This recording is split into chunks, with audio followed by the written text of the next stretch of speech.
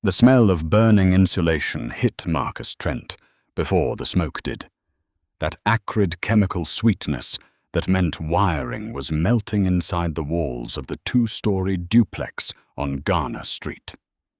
He pulled his personal truck, a 10-year-old Ford F-150 with a cracked taillight and a Smokey the Bear sticker his daughter had put on the bumper when she was 6, to the curb about 40 yards from the scene.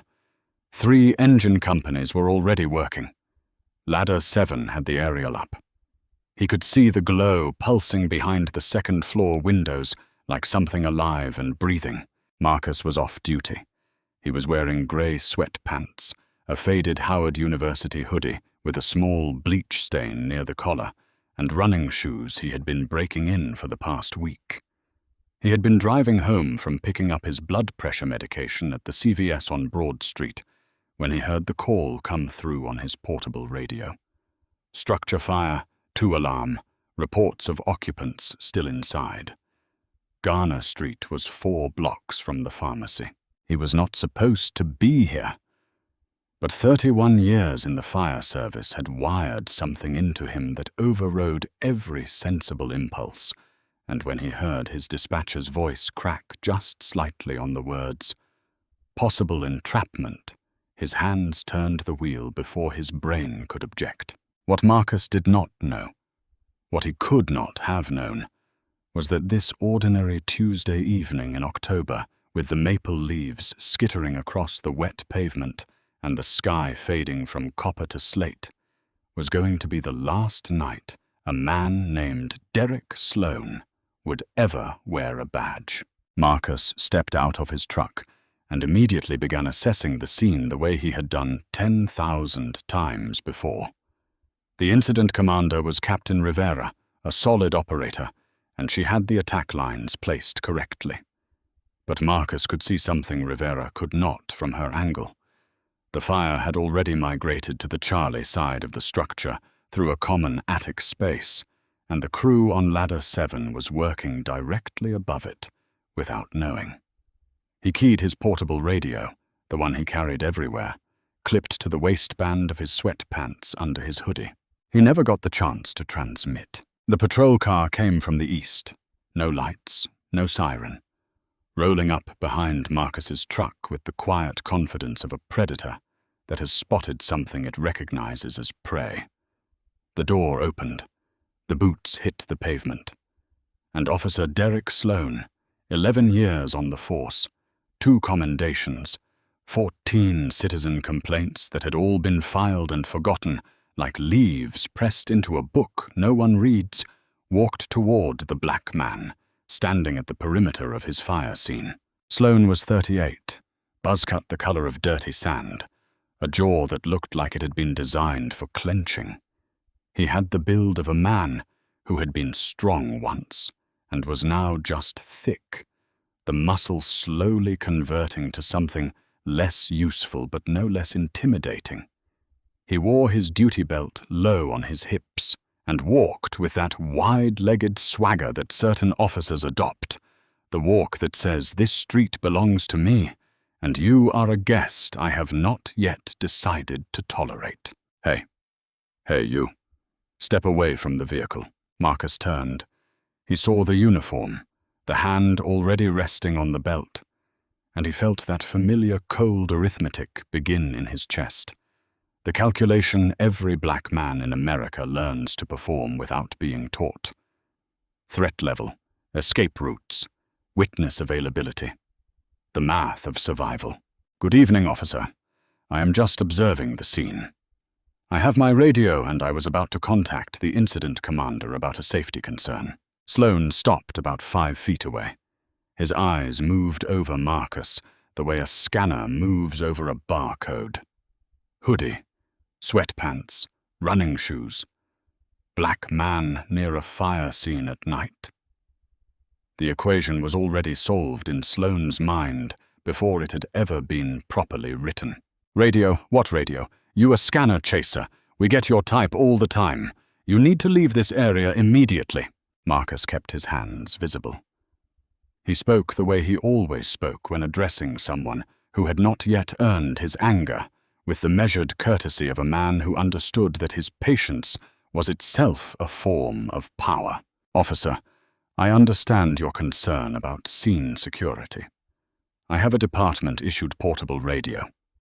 I am affiliated with the fire service, and I noticed a safety issue that needs to be communicated to the incident commander right now.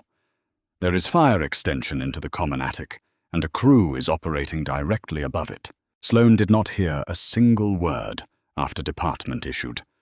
What he heard was a black man in street clothes claiming to have official equipment, which in Sloan's experience meant stolen equipment, which meant criminal, which meant he was right about everything he had already decided. "Let me see some ID right now." Marcus reached slowly toward his back pocket.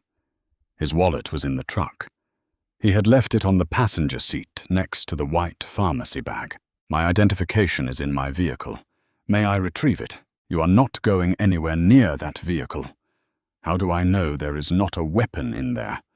Put your hands on the hood, now." The hood of Marcus's truck was cold and slightly damp from the mist. He placed his palms flat on it. He could feel the faint vibration of the engine still ticking as it cooled.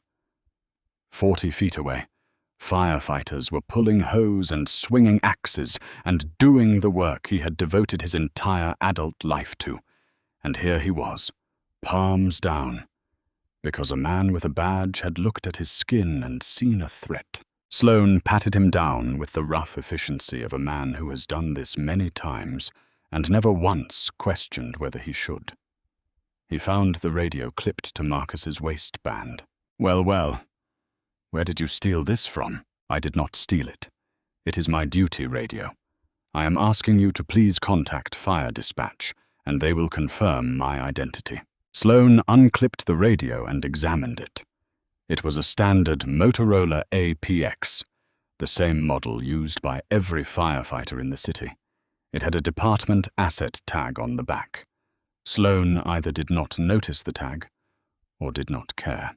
"You know what I think? I think you are one of those guys who steals equipment from fire trucks during calls. We have had 6 thefts this year from apparatus. And here you are, lurking around in a hoodie with a stolen radio. Officer Sloan, I am telling you clearly and respectfully. I am a member of this fire department. If you contact your dispatch or mine, this will be resolved in 30 seconds. Sloan leaned in close enough that Marcus could smell the spearmint gum and the faint sourness underneath it.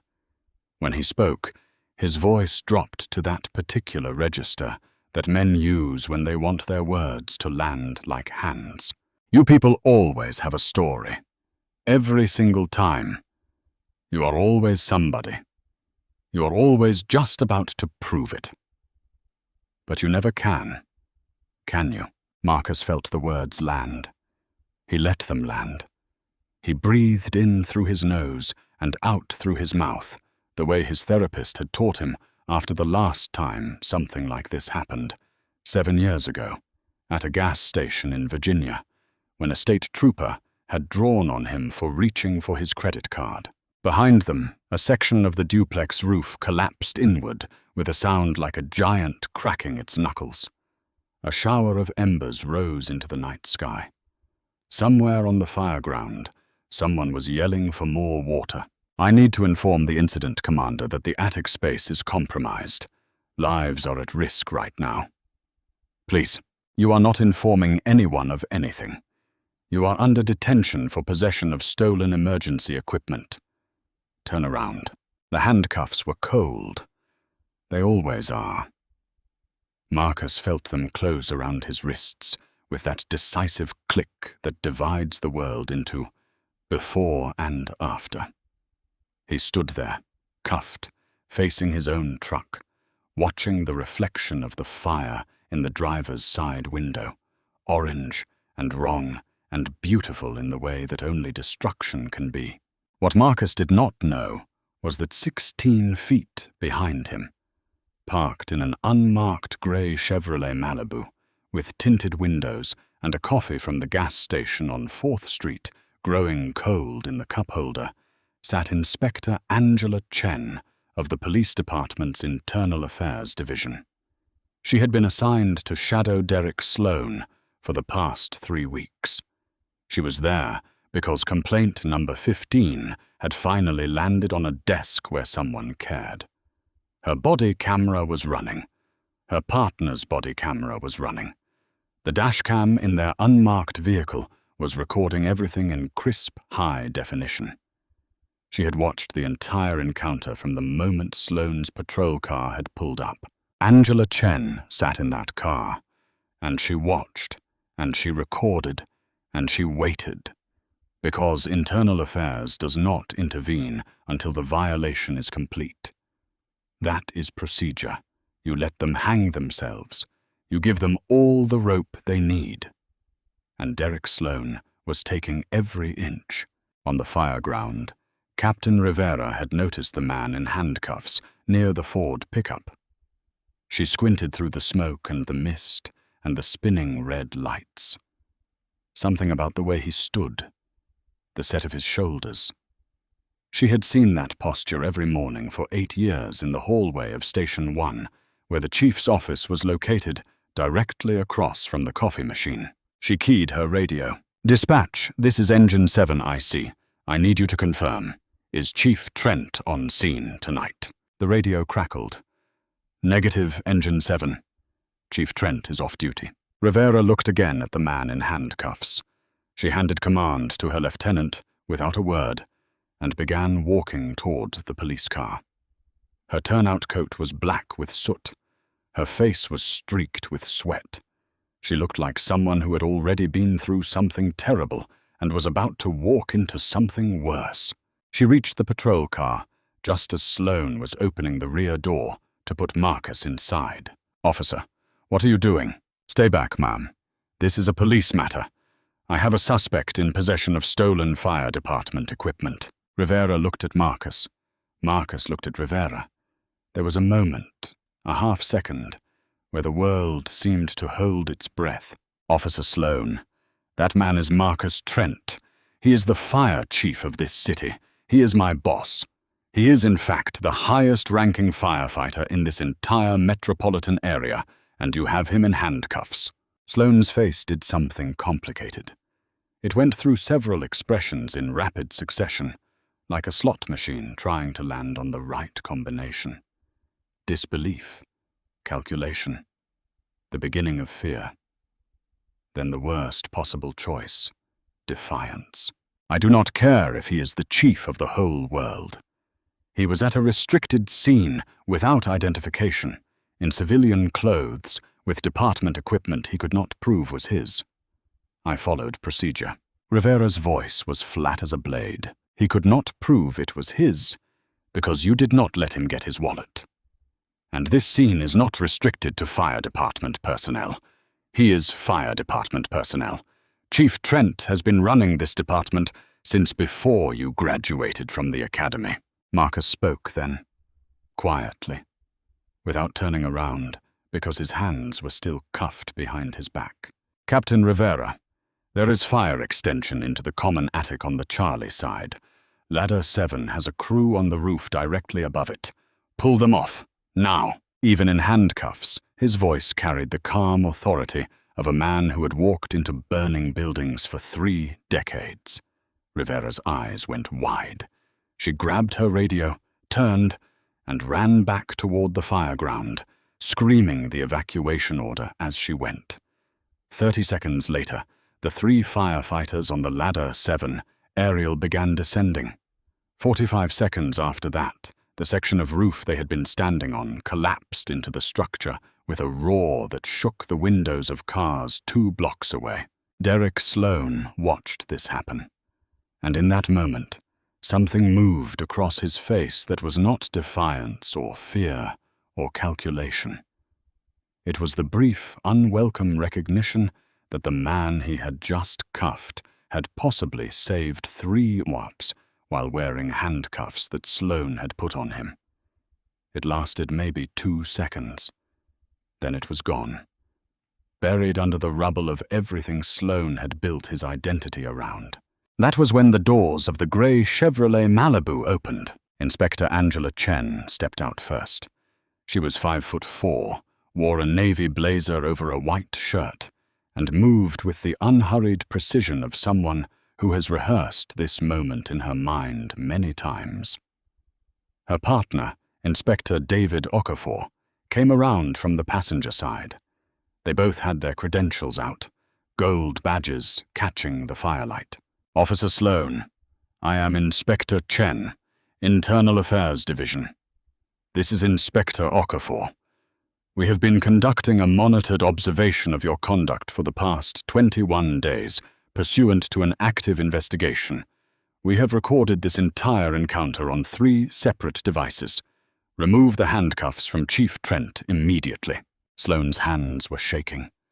Marcus could feel them trembling against his wrists as Sloane fumbled with the key. The cuffs came off.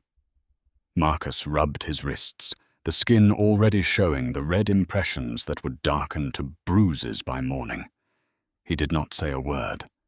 He simply walked toward the fireground, because there was still a fire burning, and he was still the chief. Inspector Chen was not finished. "Officer Sloan, surrender your service weapon. Place it on the hood of your vehicle, grip facing away from you. Now wait a minute.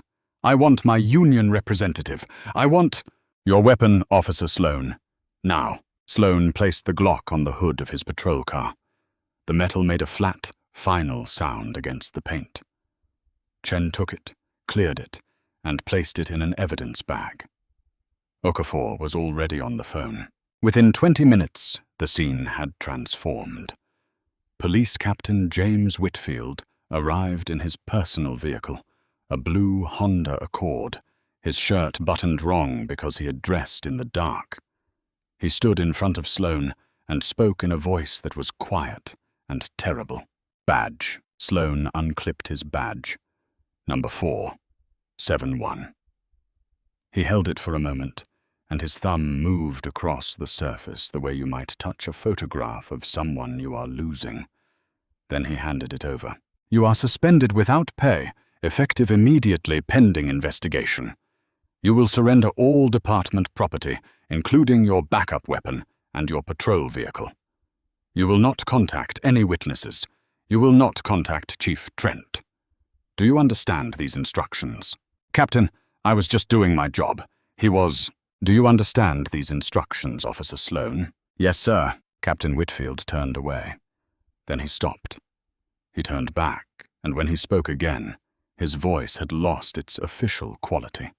It sounded tired. It sounded like a man who had been fighting a war inside his own department for years and was exhausted by every battle. 14 complaints, Sloan. 14. I read every one of them. And every time, it was the same story. You were just doing your job. But somehow your job only ever seems to find the same kind of people. Sloan stood alone beside his patrol car as Whitfield walked away.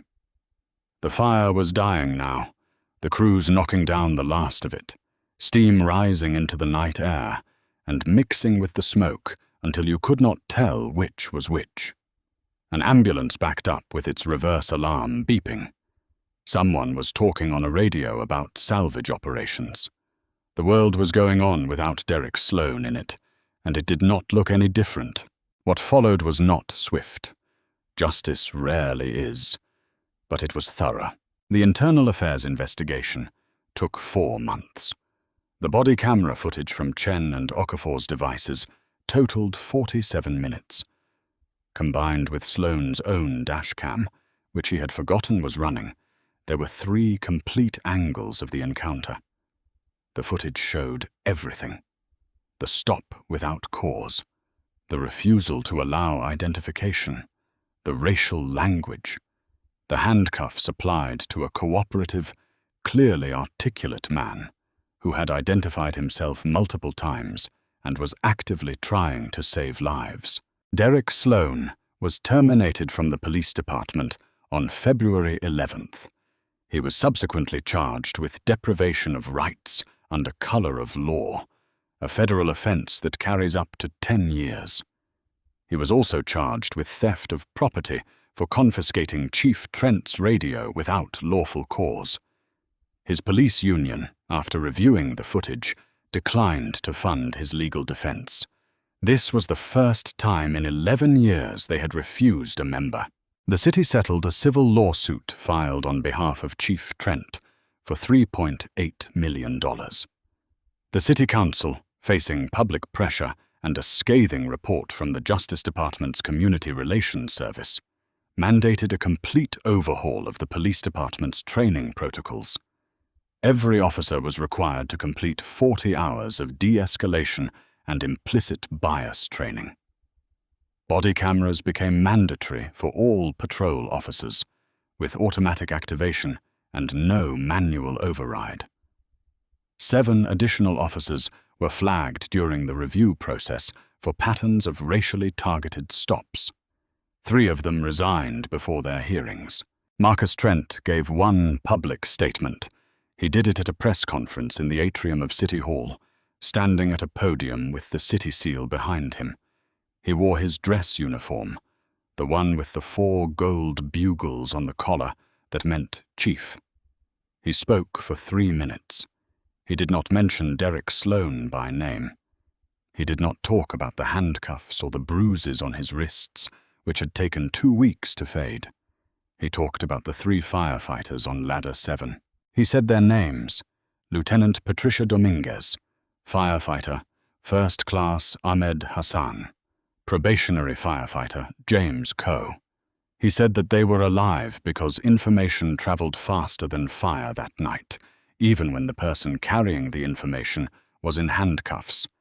He said that the system failed him as a citizen, but he refused to let it fail the people he was responsible for as a chief. Then he stepped away from the podium and did not take questions. Derek Sloan's trial lasted 6 days. He was found guilty on the federal civil rights charge and sentenced to 14 months in federal prison. During the trial, a detail emerged that no one had expected. His former partner, a woman named Officer Maria Gutierrez, testified that Sloan had once stopped a white teenager for the exact same thing, carrying a police scanner near a fire scene, and had let the kid go with a warning and a handshake. The prosecutor asked her how many times she had seen Sloan extend the same courtesy to a black or Latino individual. Gutierrez sat in the witness box for a long time. She said, never. 18 months later, Marcus Trent retired from the fire department. Not because of what happened that night, but because 31 years is a long time to walk into burning buildings, and he had promised his daughter he would stop before his knees gave out completely. His last shift ended at 7 in the morning on a Thursday in April. He drove home in the same Ford F-150 with the cracked taillight and the Smokey the Bear sticker. His daughter had put a new sticker next to it. It was a small American flag with the words, "We the People," in a font so tiny you had to lean close to read it. Derek Sloan was released from federal prison after serving 11 months. He moved to a town in a neighboring state where no one knew him. He got a job at an auto parts store. He was good at it. He knew inventory systems, and he was organized, and he showed up on time. His manager said he was reliable. His co-workers said he was quiet. No one at that store ever knew he had been a police officer. He never told them, whether that was shame or self-preservation, or just the instinct of a man who had learned too late that some doors, once closed, do not reopen. No one could say for certain. On the first anniversary of the Garner Street fire, Captain Rivera placed a folded American flag in a shadow box and hung it in the hallway of Station 1, directly across from the coffee machine where the chief used to stand every morning. Beneath it was a small brass plate with 3 names and a date. No explanation, no story, just names and a date. Every firefighter who walked past it knew what it meant. And every morning, when they poured their coffee and glanced at that shadow box, they remembered that the man who saved those 3 lives had done it with his hands locked behind his back.